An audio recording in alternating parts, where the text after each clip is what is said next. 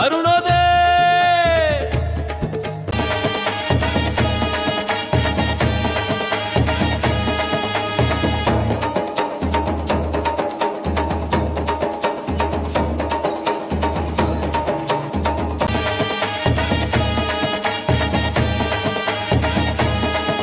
आपली जी आश्रमशाळा आहे ना, आश्रमशाळेच्या सगळ्या मुलांचे झालेले इथं जेवढे आश्रमशाळा आहेत मुलं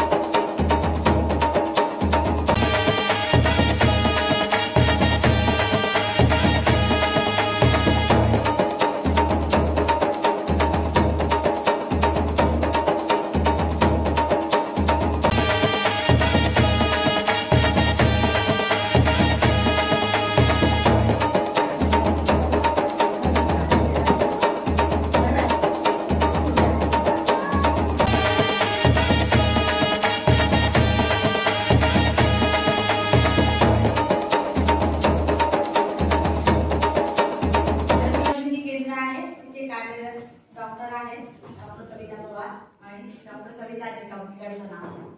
तर आपण वेळोवेळी इथे आपल्या तुमच्या मुली आणि त्यांच्या विद्यार्थिनी आणि आमचे लाभार्थी अशा अर्थाने सर्व जे शाळेतले मुलं आहेत त्यांची आम्ही आरोग्य तपासणी करतो.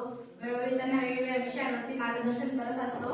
पण आता एक अभियान चालू आहे सिकल सेल ॲनिमिया अभियान.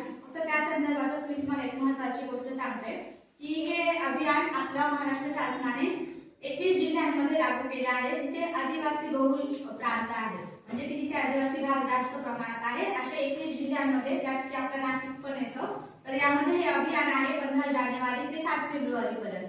यात विशेष गोष्ट म्हणजे की ॲनिमिया म्हणजे रक्तक्षय.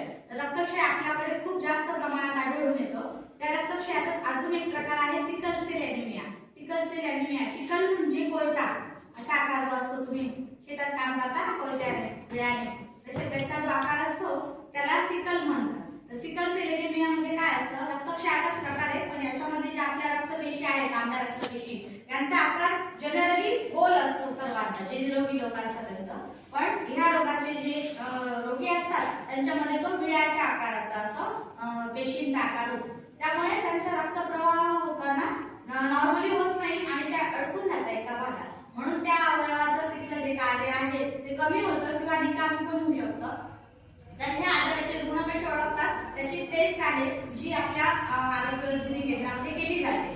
तर याची जसं वर्षातून काही ठराविक काळात आम्हाला उपलब्ध असतात, पण आम्ही प्रामुख्याने शाळांमध्ये हे करतो की मुलांमध्ये त्रास आढळलं तर आपण त्यांच्या आईवडिलांची पण टेस्ट करू शकतो. कारण तुम्ही लोक आज उपस्थिती कमी आहे, आमच्या कॅम्पचा पण उपस्थिती कमी असते, ठराविकच लोक तिथे येऊन तपासणी करतात. त्यामुळे आम्ही ह्या शाळेची पूर्ण तपासणी केली आहे, आश्रमशाळेची पूर्ण तपासणी केली आहे, दोन्ही मराठी शाळा पूर्ण तपासणी केली सर्व मुलांची. त्यात आम्हाला काही मुलांची टेस्ट पॉझिटिव्ह आढळून आलेली आहे. त्यांच्या पालकांची पण आम्ही आता बोलवून तपासणी करत आहोत. आज म्हणजे आठवड्यात आम्ही 2-3 फॅमिलीची केली त्याची तपासणी. तर त्याच्यात तुमच्यासाठी महत्त्वाचा रोल असा आहे की तुमच्या मुला-मुलींची आणि स्वतःची पण तपासणी करून घ्या. कारण जर तुमची मुलगी किंवा मुलगा ते टेस्ट जर तुमची त्याची पॉझिटिव्ह असेल, जेव्हा तुम्ही त्यांचं लग्न करा तेव्हा मुलगी असेल तर तिच्या सोबत जो मुलगा तुम्ही बघितला आहे त्या मुलाची ती टेस्ट पॉझिटिव्ह असायला नकोय.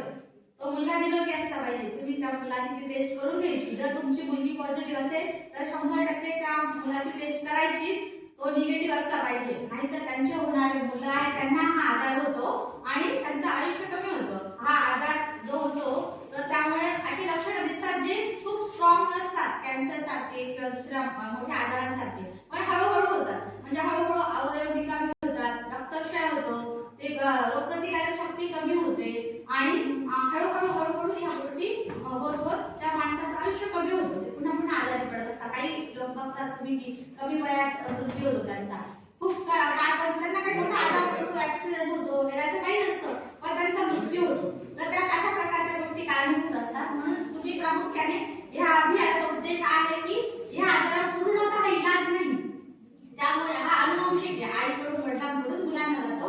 म्हणून तुम्ही लक्षात ठेवायचं की तुमच्या मुलीचे किंवा मुलांचे लग्न करताना तुमच्या मुलीची टेस्ट सर्वात आधी करा. मुलीची मुलांची ती टेस्ट निगेटिव्ह आली तर तुम्हाला काही भीती नाही, पण जर त्याची पॉझिटिव्ह असेल तर 100% त्याच्या पार्टनरची टेस्ट करायलाच हवी. आणि ती निगेटिव्ह असेल तर त्या मुलाशी किंवा मुलीशी लग्न करायचं.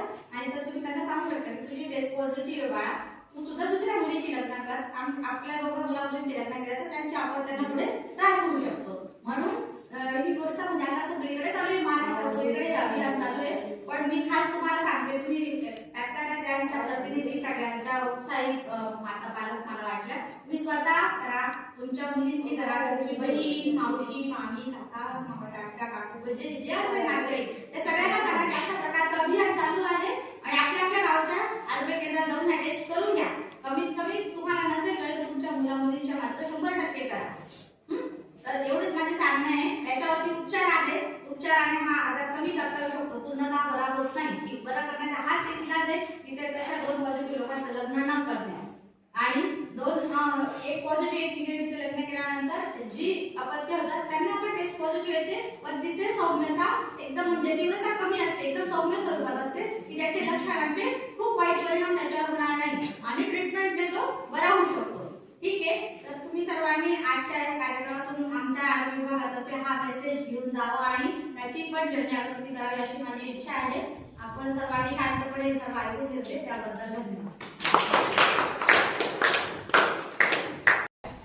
सिकल सेल ॲनिमिया मुक्त अभियान जे आहे ते अभियान आपलं 15 जानेवारी ते 7 फेब्रुवारी या कालावधीसाठी चालू आहे आणि कुसुम म्हणजे कुष्ठरोग मुक्त महाराष्ट्र हे अभियान 30 जानेवारीला सुरू होणार आहे. तर सिकल सेल ॲनिमिया अभियानाअंतर्गत 0 ते 40 वयोगटातील आपली जी लोकसंख्या आहे याच्या सर्वांची ही चाचणी आपल्याला करायची आहे.